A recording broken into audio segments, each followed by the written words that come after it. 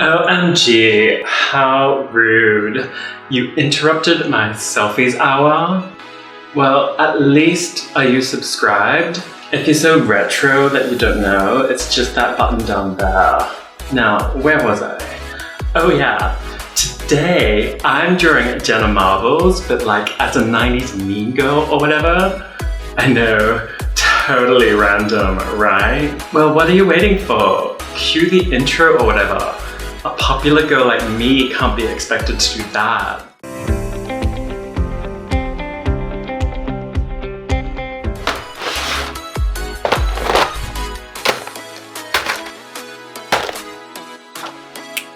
Firstly, I owe an apology to everyone for that introduction. I couldn't help myself, but hopefully you got a chuckle out of it. And as I said in the intro, I am drawing Jenna Marbles today, but as a 90s mean girl.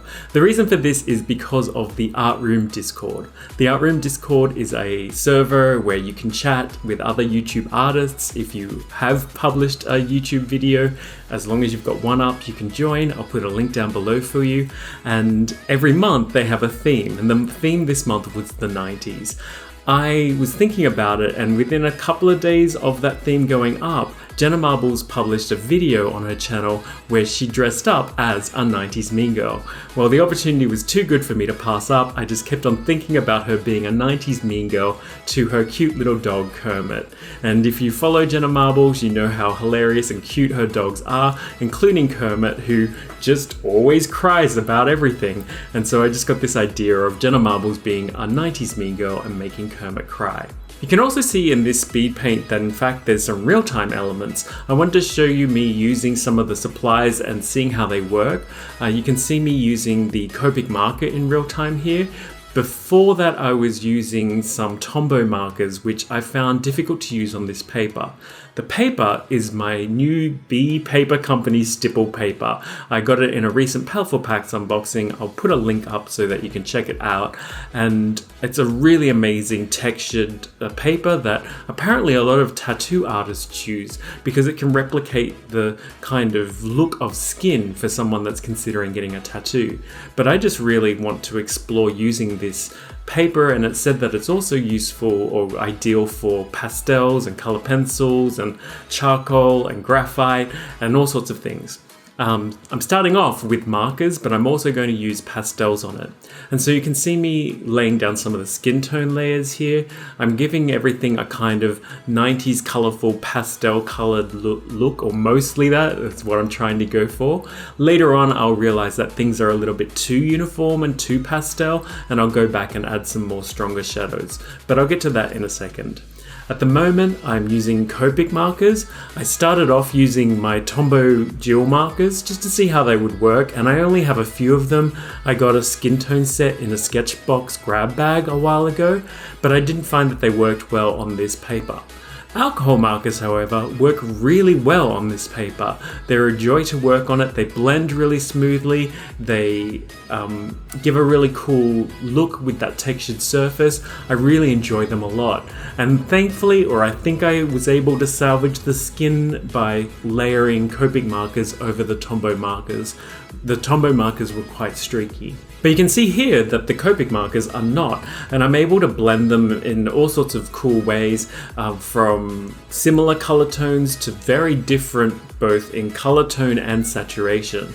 And so I'm showing that with some of the vibrant color mixes going on with her fuzzy armband and also her pom-poms that are on her head.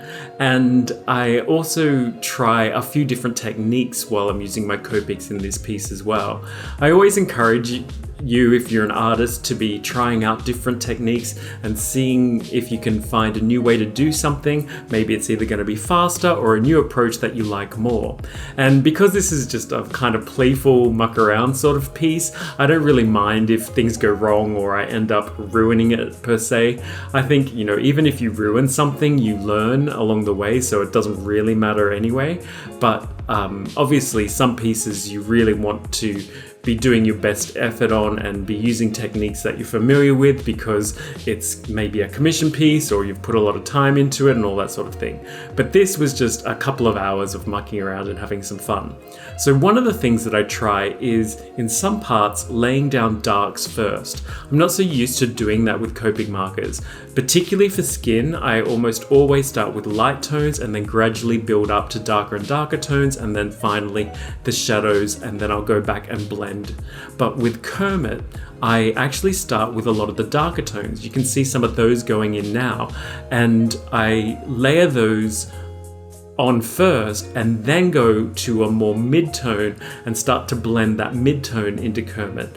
This is actually probably a better way to use, or at least I should say a quicker way to use alcohol markers. You're going to be faster and you're going to use less ink if you start with your dark tones first, then go mid and then blend in finally with your lights to smooth things out.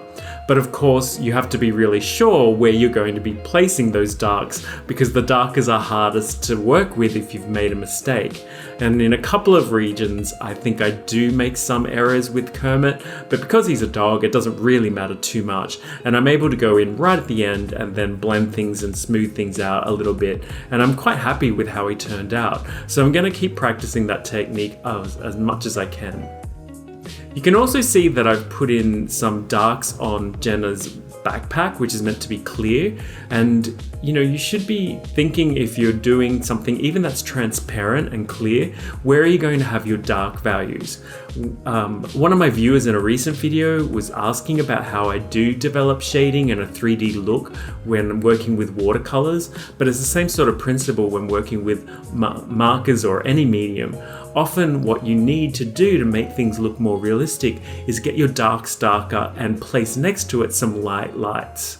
And so I've tried to do that with the clear backpack in parts, and also for Jenna Marbles in general. But I realized in a few places that actually I haven't made things dark enough. So the wrinkles on her sleeve, the shadows of her skin, some of the plastic areas of the backpack, I'm going to go in right at the end in real time for a little bit and show you me adding in finally some darker layers. And with markers and also watercolors, that's one of the cool things about those mediums, that you can put the darks in right at the end if you want to get things darker. So I guess what I'm trying to say here is, for markers, it's a good idea to practice going in with some darks first, then midtones, and preserving lights and blending with the lights. But if you still don't find that things are dark enough, of course you can go in with darker values finally after that and darken things up even more. You can always go dark with markers, but you can't lighten it. And same with watercolors, although with watercolors, if you've got good paper, you can scrub at the paper and lighten it a little bit. Okay, so then I move on to the background. The background I'm using pastels with for the first time on this paper. I received some pan pastels in some art subscription boxes lately. One of them was Paletteful Packs, and I'm using the two colors from Paletteful Packs, the ultramarine blue and the yellow. I've probably scrubbed off a little bit too much pastel. I'm trying to get better at doing that, of just taking the smallest amount. But I think that's particularly true for this paper, which is very rough, very bumpy, that you really only need very small amounts of the pastel. And as you can see here, this is all loaded from one time. A little bit can go a long way, and you can blend it out a lot. And I also made the mistake of going with the blues for the background here first, but I should have started with the yellow. Some of the blue bleeds over to the text box where Jenna is talking to Kermit, and so some of the yellow gets a little bit of a greenish tinge where that mixes in. I should have put the yellow first, then gone in with the blues. But overall, I'm very happy with the effect of the pastels on this paper. The texture of the paper gives it such a lovely effect, and it's a soft background, which is exactly what I was going for. But with the punch of the yellow text box, I'm really happy with that. Speaking of the text box, I'll get back to that right at the end, but I probably should have put in the text before the pastel. I don't know why I didn't think to do that. Fortunately, the marker that I used, or the liner pen that I used, was a Sakura Pigma kind of marker, I think, and it still worked over the pastel, fortunately. But I did spray fixative on it first, and I suspect if I didn't spray fixative on it first, I wouldn't have had such luck. Okay, so in here you can see me putting in some of those darker shadows that I was talking about, that I felt like everything was a little bit too uniform with Jenna. And although this is meant to be a pop arty sort of piece and it's meant to be in a cartoony style, I still wanted a little bit more contrast and a little bit more depth. So I'm putting in some shadow areas, and at first you might even think that that's too dark, but once you get all of the shadows in, or at least in my opinion, it looks much better and things look a little bit more dynamic and engaging because I pushed those darks across the piece and I added some darker shadows in.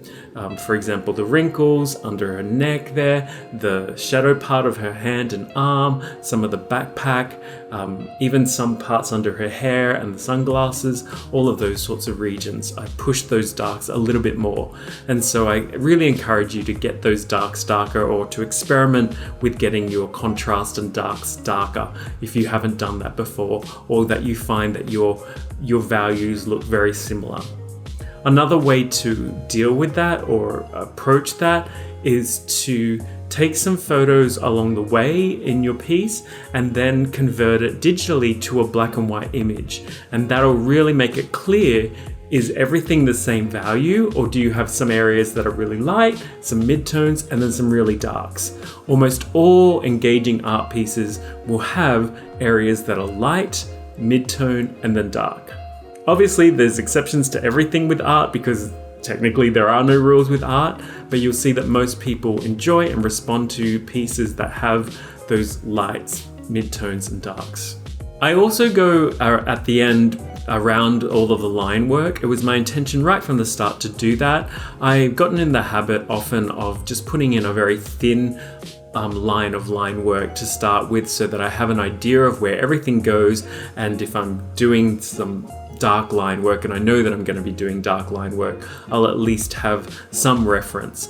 But I just really like the pop of going in right at the end with line work, and that way lines don't fade from anything else covering it or any erasing or any other issues, that line work will sit on last and at the end, and it's going to be really vibrant and really pop. And you can see me starting to put that in now, where the lines are going to be thickening, giving it some drama and varying line weight, and making things far more engaging. I also switched to that Pigma Micron, or some kind of Micron-like pen, but it's a calligraphy pen that I received in a recent grab bag from Sketchbox. It's got a chisel tip, so that was perfect for giving thick borders and also for using it for the text and the calligraphy, allowing me to get varying line weights for the words and being able to create an interesting text, or at least I hope so, in my somewhat messy writing.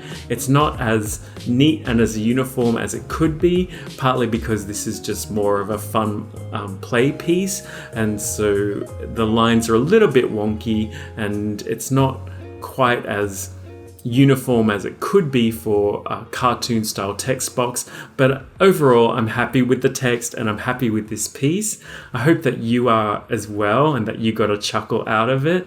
And if not, I'll go back to my usual stuff quite soon, or I always say that, but then I do more crazy stuff, so we'll see.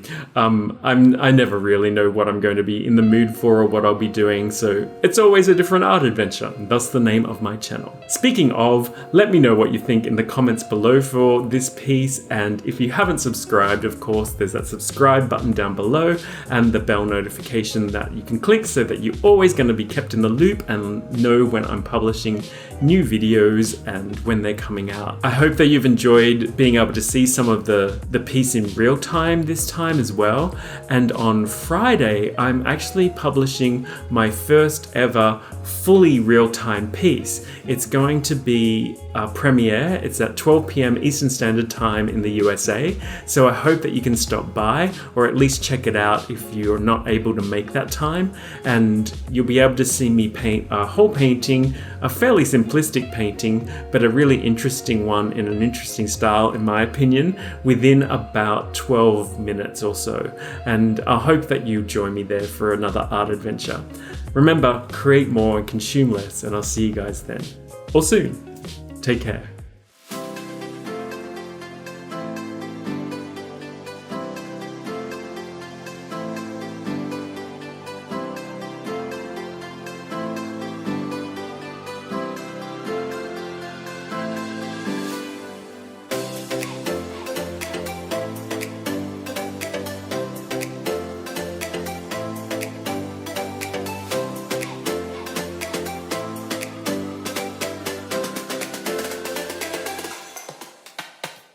Are you subscribed?